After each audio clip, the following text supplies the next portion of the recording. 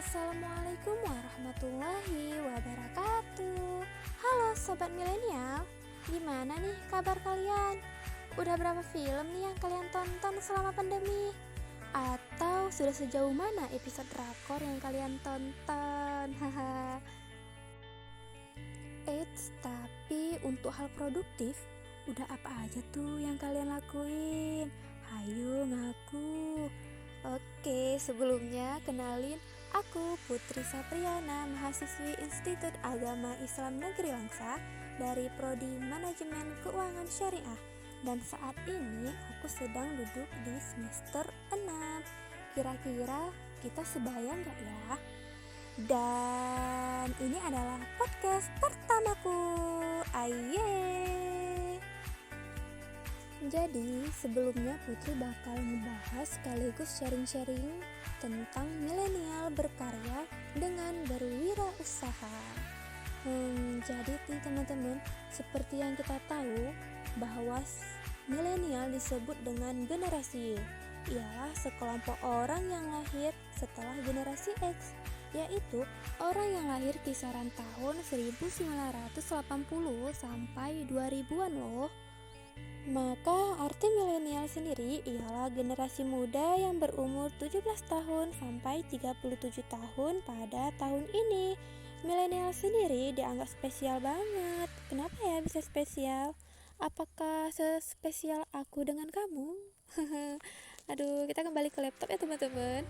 Jadi kenapa spesial? Karena generasi ini berbeda dengan generasi sebelumnya, apalagi dalam hal teknologi. Dengan kemampuannya di dunia teknologi dan sarana yang ada, generasi milenial belum banyak tuh yang sadar akan kesempatan dan peluang. Jadi apa hubungannya sih antara milenial, karya, dan wirausaha?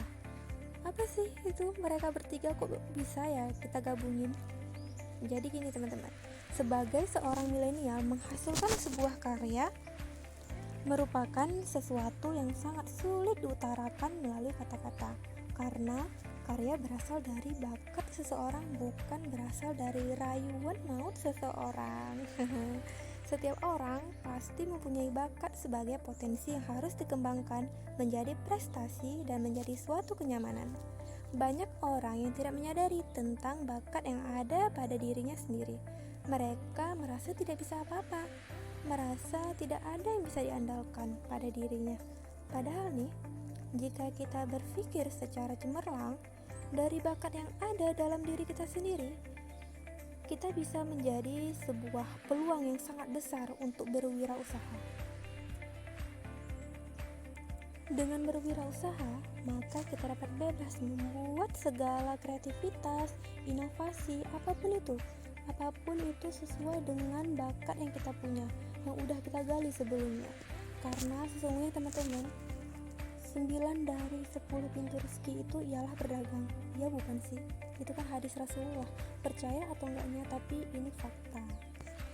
Berbicara tentang kreativitas dan inovasi merupakan bagian tak bisa dipisahkan dari menghasilkan hal baru yang belum pernah ada sebelumnya. Proses untuk menghasilkan hal baru tersebut dapat berasal dari proses imajinatif dari penciptanya sendiri, dapat juga berasal dari informasi dan pengalaman sebelumnya mengenai hal-hal yang akan diciptakan. Seseorang entrepreneur ataupun wirausahawan perlu memiliki pemikiran kreatif. Ini wajib memiliki pemikiran yang kreatif, karena jika kita tidak kreatif, maka nanti pelanggan-pelanggan kita ataupun customer kita pasti akan bosen dengan produk-produk ataupun inovasi yang lama, karena kita tidak punya pemikiran kreatif. Itu merupakan hasil karya yang lama aja. Ini nggak ada tuh yang pemikiran yang terbaru, hasil produk terbaru, karya terbaru, sehingga customer merasa lelah, bosen, dan hilang deh dari jangkauan mata kita gitu kan. Jadi seorang entrepreneur ataupun seorang wirausahawan harus memiliki pemikiran yang kreatif agar dapat menciptakan sesuatu yang baru, unik, serta bermanfaat bagi orang banyak. Jadi, sebagai seorang milenial generasi penerus bangsa, tetaplah kreatif, teruslah aktif, hidup indah dengan berkarya.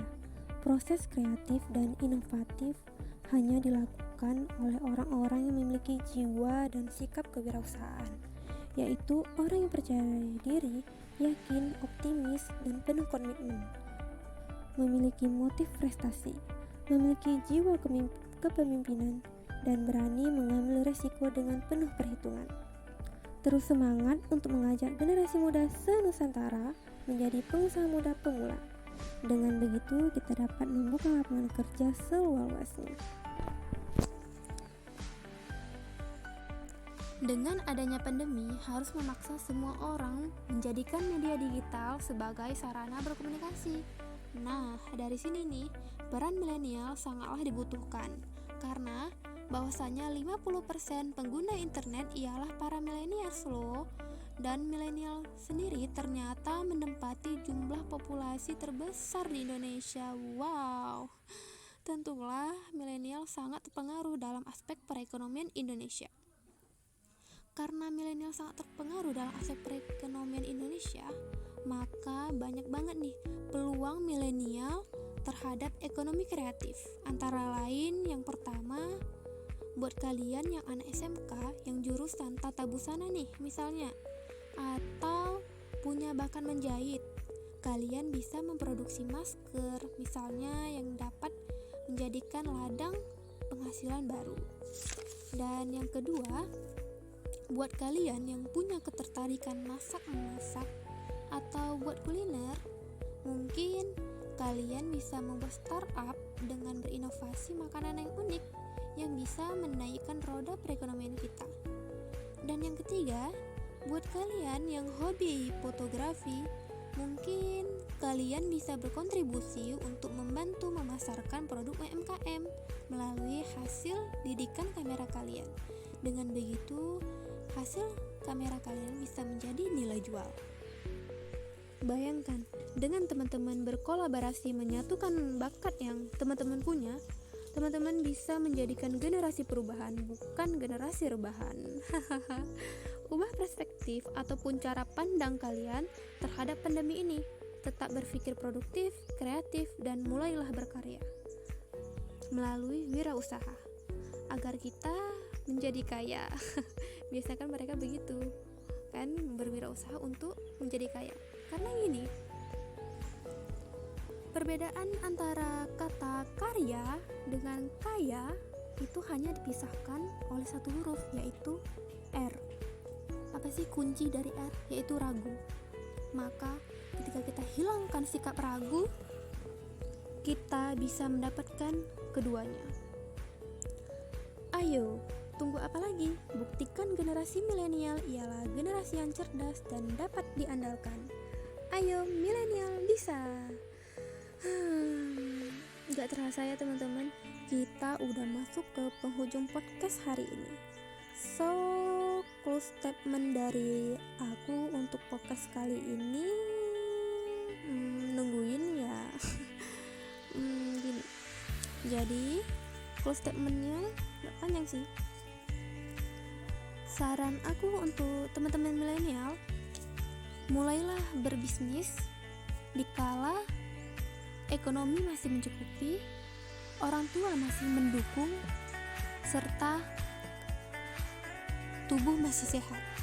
Jangan memulai bisnis di saat terjepit, karena sesungguhnya berbisnis itu butuh waktu untuk membangun proses. Nah, itu aja dari aku sih, semoga bermanfaat. Assalamualaikum warahmatullahi wabarakatuh.